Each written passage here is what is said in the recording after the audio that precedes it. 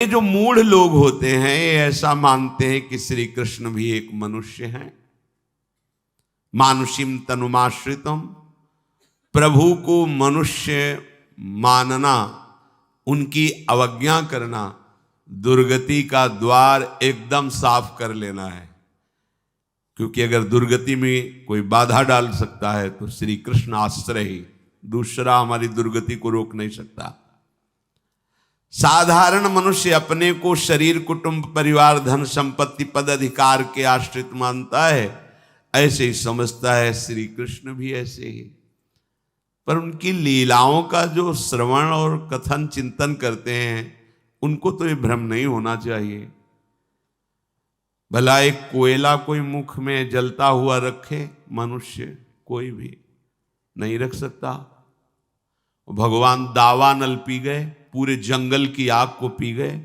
2 बार भागवत में वर्णन है। मुंजा टवी में जब आग लगी तो भगवान पी गए। एक बार पूरे दावानल में गोपों ने जब पुकार की तो भगवान ने कहा आंख बंद कर लो, और पी गए।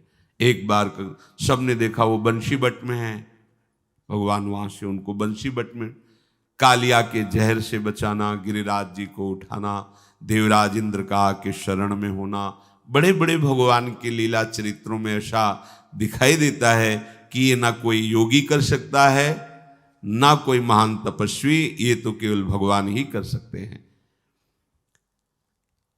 साधारण प्राणी भगवान को अपने जैसा ही मनुष्य मानते हैं, इसलिए भगवान की आज्ञा का उल्लंघन कर देते हैं।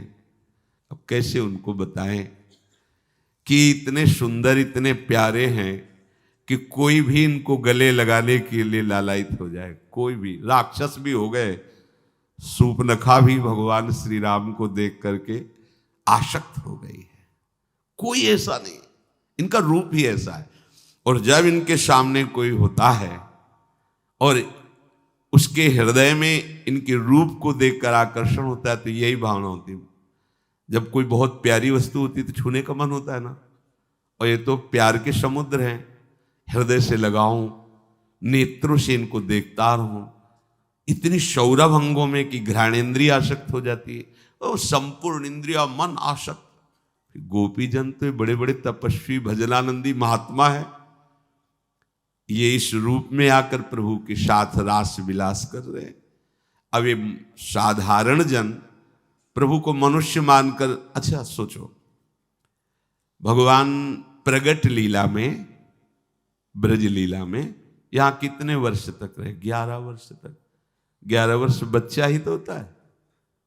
और एक से एक, ऐसा नहीं कि नवीन गोपियां हैं जिनके परिवार में वर्णन हुए, बच्चे कुछ गोपियां खिला रही थी, सब आसक्त चित्त, ये सब बड़े बड़े महात्मा हैं। और प्रभु कितने हुए? 11 वर्ष। चिरण लीला 7 वर्ष, 7 वर्ष के बच्चे। ये क्या लौकिक बातें हैं? भगवान योगियों के जो गुरु हैं, योगींद्र जन, उनके भी हो, इसलिए महान योगेश्वर हैं। अब भगवान को भगवान न मानकर ऐसे लौकिक, तो भगवान चोर हैं, माखन चोरी करते हैं। बाबा के यहां बाल्टियों में या पात्रों में माखन हो ये सब नहीं रखा जाता था। कुंड थे, कुंड, दूध का, दही का, मक्खन का, घी का, ऐसे बड़े बड़े कुंड थे। बोले कितनी गाय? बोले 10 लाख गाय हैं। 10 लाख गाय, हजारों सेवक। अब गाय 10 लाख गाय का अगर लाख भर ऐसे ही छोड़ दो, 9 लाख गाय का दूध कितना होगा? तो वहां कोई बाल्टियों में थोड़ी था। खार, दूध दही के खार, बड़े बड़े तालाब जैसे, ऐसे घी के, मक्खन के, और रोज ताजा मक्खन निकलता था। और अकेला लाडला कन्हैया, बाबा का तो अकेला लाडला कन्हैया। बलराम जी तो पता ही है कि रोहिणी जी के लाडले हैं, तो उनको पता है वसुदेव जी की प्रियता के कारण उनको यहाँ बाबा के यहाँ रखा गया। लेकिन उनको ये पता है कि लाडला मेरा और पूरे ब्रजमंडल का लाडला है, बोला वो माखन चोरी करेगा? समझो ना। अरे वहां अगर पूरा ब्रजमंडल स्नान करना चाहे तो बाबा के यहां मक्खन से स्नान कर सकता है। इतना तो मक्खन दूध दही का ढेर है। हाँ, जैसे सुदामा के तंदुलों को द्वारिकाधीश पाते हुए कह रहे, वाह, आज तक ऐसा स्वाद नहीं आया। यहां विविध प्रकार के व्यंजनों का भोग द्वारिकाधीश। इसलिए तो शर्म लगी थी सुदामा जी को कि इतने वैभव में फटे कपड़े पे सही चावल भी नहीं है, और ये सब रानी महारानियां सब ऐसे। उनका कुछ भाभी जी ने दिया होगा, बोल भी नहीं, वो फिर गलती कर रहे हो, ये ऐसे क्यों दबाए हो, और खींचा तो एक मलिन कपड़े में छोटे छोटे टूटे हुए तंद, भगवान हाथ। आहा, ऐसा स्वाद तो मुझे कभी नहीं। आप समझ रहे हैं। अब गोपीजन जब बाबा के घर में आती हैं, देखती हैं लाला का ये बाल्य सुख, कि मैया से लड़ रहे, माखन खा रहे, कभी ये मटका फोड़ रहे, कभी ये, तो उनको लगता है ऐसा मेरे साथ कब करेंगे। ये था माम प्रपद्यन्ते तास तत्व भजाम्यम, ये अपने सखाओं के साथ आवे और मैं छुप करके देखूं, और ये चौरविशंकित नेत्रों से ऐसे देखते हुए हमारा माखन चुराएं। जब मैं इनको पकड़ूं तो ये डर जाएं और ये भागें। वो मैं सुख, जो यशोदा मैया को सुख देते वो मुझे भी सुख दे। अब गाय दूध रही है, आज इसका सुंदर दही जमे, हे विधाता मीठा दही जमे, सुंदर मक्खन बने, और नंद नंदन हमारी इच्छा के अनुसार कल आवे और वैसी लीला करे जैसे मैया के साथ करते हैं। अब वो इतने भाव से कर रहे हैं, और महान भजनानंदी संत ही तो गोपी बने हुए, ये सब निज पार्षद। अब भगवान वैसे ही जाते जैसे उसने भावना की थी, वैसे ही लीला करते हैं। तो क्या चोरी है ये।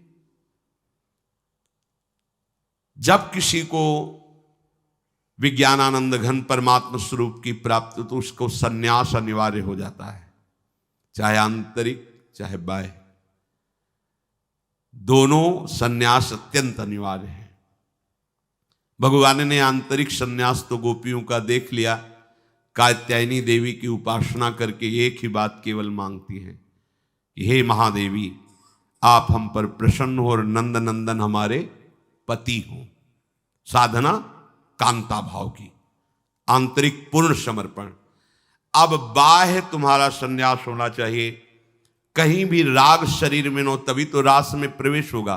शरीर रागी का रास में थोड़ी, पांचवें भूले दे सुधी, तब छठे भावना रास की। प्रातःकाल अगहन के महीने में बहुत शीतलता होने लगती है, लेकिन रोज यमुना जी का उगाहन गोपीजन करती है, गले तक खड़े रह करके प्रभु का स्मरण करते हुए। यही लालसा है, नंद नंदन हमारे पति हो, प्रीतम हो। प्रभु सबके वस्त्र उठा लेते हैं। अवस्था 7 वर्ष की। गांव में आए 5-7 वर्ष के बच्चे बच्चियां, ऐसे पांडव नदी हमारे पास थी, गांव से बहती, सब ऐसे नहाते रहते। गांव की बात हम आपको कह रहे हैं। 5-7 वर्ष के बच्चे ऐसे कबड्डी खेल रहे हैं, स्नान कर रहे हैं, उनमें बेथुड़ी की बच्चा ये बच्ची, ये तो आज संस्कार मलिन होते जा रहे हैं, इसलिए वो भेद विशेष होता चला जा रहा है। प्रभु 7 वर्ष की अवस्था के हैं, सबके वस्त्र उठाते हैं, वो वृक्ष की डाल पर रखते हैं। गोपीजनों को पता चला, उन्होंने कहा देखो तुम नंद बाबा के लाडले हो, तुमको ऐसा नहीं करना चाहिए। हम सब ठंड में यमुना जी के जल, आप दोनों बाबा से कह देंगे, कोई फर्क नहीं पड़ा। तो उनका हम आपकी दासी हैं, आपकी आज्ञा पर जीवन व्यतीत कर रहे हैं, आपको हमारे साथ है। तो जब दासी हो तो जल से बाहर निकलो। निर्वस्त्र जल में स्नान करना ये वरुण देव का अपमान है, यमुना जी का अपमान। निकलो बाहर। प्रभु चाहते देह भाव रहित स्थिति, पर वो फिर भी अपने देह को ढकने की चेष्टा। प्रभु ने कहा प्रणाम करो वरुण देव को, दोनों हाथ जोड़कर। बिल्कुल सन्यास हो रहा है। आप लोगों ने नहीं देखा होगा सन्यास। जब सन्यास होता है भगवा वस्त्र वाला, तो उसमें जिसको संन्यास दिया जाता है, यमुना या गंगा की नदी के पावन तट पर ऐसे 8-10 बुजुर्ग महात्मा बैठते हैं, गुरुजन, और नंगा कर दिया जाता है, निर्वस्त्र, और गंगा में प्रवेश कराया जाता है। कहा जाता है हाथ उठा के बोलो इस सृष्टि में तुम्हारा कौन है, सबसे पहला प्रश्न होता है। तो उत्तर में होता है भगवान नारायण के सिवा कोई नहीं, हरि के सिवा कोई नहीं। बड़ा भावुकता का उस समय विषय होता है। स्नान करके फिर मंत्रों के द्वारा उसको जो संन्यास पद्धति, फिर उसकी चोटी के बाल हटाकर फिर मुंडन कराकर फिर कहते हैं लो लोक व्यवहार के लिए केवल ये लंगोटी धारण करो, नीचे इतना केवल वस्त्र, आजीवन तुम्हारा प्रभु के सिवा कोई नहीं, भिक्षावृत्ति से शरीर का पोषण, निरंतर ब्रह्म चिंतन। वही तो भगवान कर रहे हैं। हाथ उठा करके गोपीजन भगवान को ही नमस्कार कर रहे कि इतना तो मुझे पता है सब देवताओं के स्वामी आप ही हो।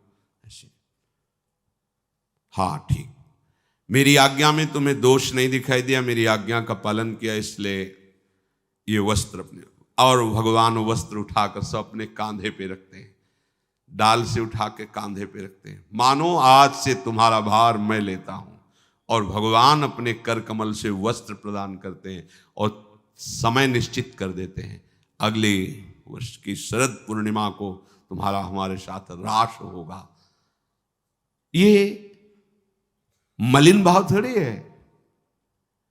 अब आप लोग एक सीमित बुद्धि में, सीमित मर्यादा में बंधे हुए हैं, तो उस असीम प्रभु की असीम मर्यादा को कैसे जानोगे? सीमित मर्यादा में बंधे हुए लोग समझते हैं अरे भगवान तो न जाने कितनी हजारों गोपिका, तो अनंत भक्तों का पोषण कर रहे हैं, तुम्हें नहीं दिखाई दे रहा? तो गोपिका क्या है? अनंत भक्तों में ही तो है। भगवान कह रहे हैं ये लोग मुझे मनुष्य समझ करके मेरी अवहेलना करते हैं। अवजानन्ति माम मूढ़ा मानुषीम तनुमाश्रितम परम भाव मजानंतो मम भूत महेश्वरम। समस्त भूतों के महान ईश्वर मुझ श्री कृष्ण को ये साधारण मनुष्य समझकर मेरी अवज्ञा करते हैं।